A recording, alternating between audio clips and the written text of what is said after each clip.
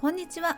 今回はバイオリンの片当てピラストロのコルフカーレストモデル2を購入しましたので、そちらの開封から調整の様子までをお伝えします。それでは早速始めましょう。ずっと気になっていたこの片当て、ついに楽器店で購入してきました。外箱はこんな感じです。お値段は35,860円でした。開封してみます。お店で試奏のために軽く合わせてもらったので、形は割と出来上がっています。とっても軽いです。足が折りたためずかさばるので、バイオリンケースが小さい方のために持ち歩き用の袋がついています。説明書は英語とドイツ語で記載されています。英語とドイツ語だと読めないと思うかもしれませんが、今は便利な時代ですね。Google があっという間に翻訳してくれます。 Google 検索でカメラのマークをタップし、下の翻訳のところを選ぶと、カメラに映像を映すだけであっという間に翻訳してくれます。ここまで木を曲げることができます。木なのに曲げることができるなんて本当に不思議ですね。どれぐらい曲げられるのか、どのように曲げるのか翻訳して読んでいきます。お店でも説明はしてもらいましたが、念のために壊すといけないのでしっかり読んでいきます。接続金具を使えばこんなにいろんなバリエーションの付き方ができます。このように指でぐぐっとゆっくり手を使って木を曲げていきます。また Google で翻訳してもらっています。お店で試奏した時は音にびっくりしました。私は今までいろいろな片当てを使ってきました。ビワラムジカ、ダイヤモンドメープルを使ったり、クンのブラーボを使ったり、最近ではマッハ1コンフォートがとても体にしっくりきますので、こちらをよく使っています。マッハ1は体に合う人と合わない人がいるようなんですが、私はとってもがっちりハマるんです。この傾斜がとても馴染みます。私はかなり小柄で150センチ台前半の小さな身長で華奢な体で、しかも肩はなで型です。マッハ1の説明にはそういう人に合わないと書いてあるものもあれば、そういう人に合うと書いてあるものもあり、結局はその人次第、合うか合わないかは試してみないとわからないということだと思います。私はマッハ1コンフォートはぴったり体に合いました。なので今回のコルフカーレストもマッハ1と同じ傾きに変えていきます。お店では軽く試奏のために調整してもらったぐらいなので、もっと自分にぴったりの形にカスタマイズしていきたいと思います。高いお金で買った片当てが割れないように少しずつ力をかけて木を変形させていきます。折れるんじゃないかと怖くてこわごわしながら、でもじわじわと少しずつ木を変形させていきます。マッハ1コンフォートはかなり傾斜がついているので、だいぶ木を曲げなければいけません。試奏した時の感想は、例えて言うなら家のリビングで歌っていた人がお風呂場で歌うと自分の歌がうまく聞こえるような気がしますよね。それぐらいの違いがあります。だいぶ折り曲がってきました。マッハ1の角度に近づいてきました。もう少し曲がるといいんですが、説明書にこれぐらい曲がりますという限界の写真があったのですが、もう少し曲がりそうです。何度も肩に当てて確かめます。マッハ1の角度と同じような感覚になるように何度も肩に当てます。目視でも確認して角度をつけていきます。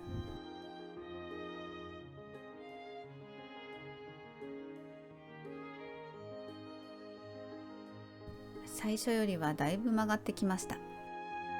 バイオリンを下向きに寝かせます。片当ての足の4箇所が平行でなければなりません。そうでないとバイオリンにはめた時にしっかりホールドされません。バイオリンに当ててみて、かっちりとバイオリンにはまるかどうか確認していきます。バイオリンにはめた時の高さがマッハ1に近いかどうか確認していきます。やはりマッハ1はかなりの凹凸があります。この角度に近づけていきたいです。実際に肩に当ててみます。だいぶ近づいてきましたが、まだ少しなだらかです。今の時点で4つのネジがついています。お店では足をつけただけの状態です。この状態で納得のいく形が作れれば楽なんですけれども、他に2つ板と足の間につけるアジャスターがついています。これらをつけるともっと変化がつけられます。だいぶマッハ1の角度に近づいてきました。しかしさらにマッハ1のようなぴったりした肩当てにしたいので、アジャスターをつけることにします。専用のドライバーを使います。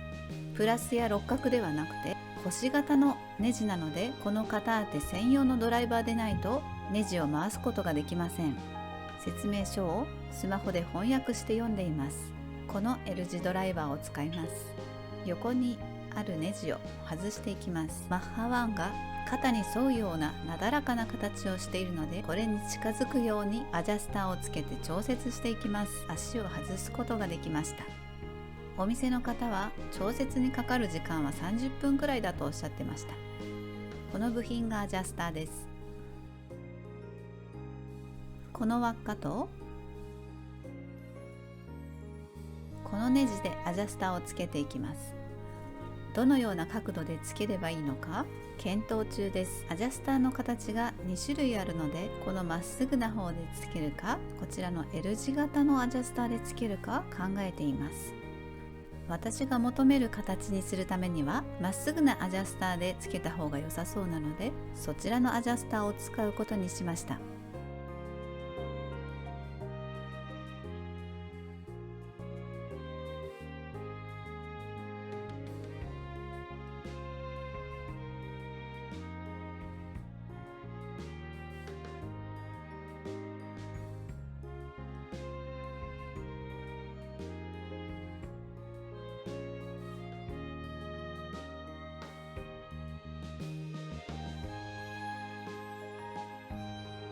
マッハ1とだいぶ近い角度になってきました。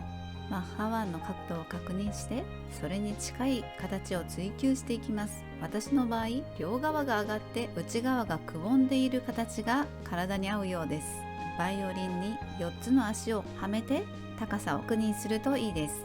何度もバイオリンに当ててネジを止めての調整を繰り返します。足とアジャスター、アジャスターと板とネジが増えました。それらを少しずつ締めたり緩めたりしながら調節していきます。角度があってもバイオリンにぴったりはまらなければ使えません。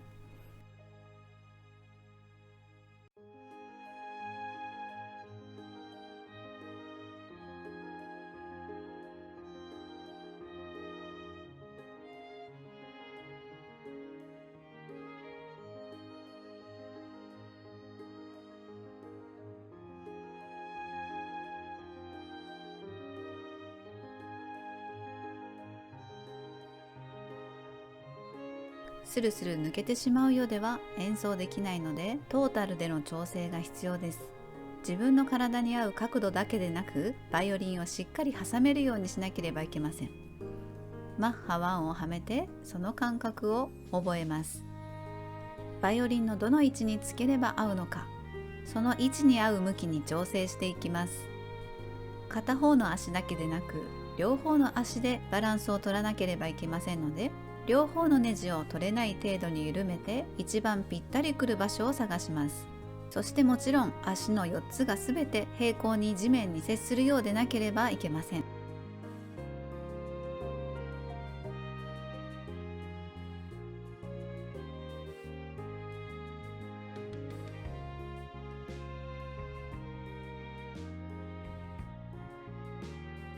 バイオリンにはめた時にマッハ1と同じ高さであるかを確認します。私はマッハ1という自分にとって合う形がはっきりしている目安があるのでとてもやりやすいですが、そういったものがない方は毎回肩に当てて確かめなければいけないので、もう少し大変かもしれません。足が4箇所ともぴったり平行というのはこういった感じで、まだ1箇所がスカスカです。この状態ではバイオリンにはめることができませんので、直していきます。でもだいぶ形が整ってきたので完成は間近です。アジャスターやネジだけでなく、再び木を曲げることでも調節していきます。まだ少し浮いています。最後にまたネジで調節します。足が4本とも平行に地面に接するようになりました。これできれいにバイオリンにはめることができます。肩に当ててみてもとてもいい感じです。立てても不安定になることがありません。しっかりはまっています。マッハ1と比べてみます。マッハ1と遜色のない形に決まりました。つけて体に当ててみても違和感がない同じような形になりました。持った時にしっくりと馴染むようになりました。バイオリンにもキュッとちゃんとはまっています。完成です。お店の人が言ったように30分ほどかかりました。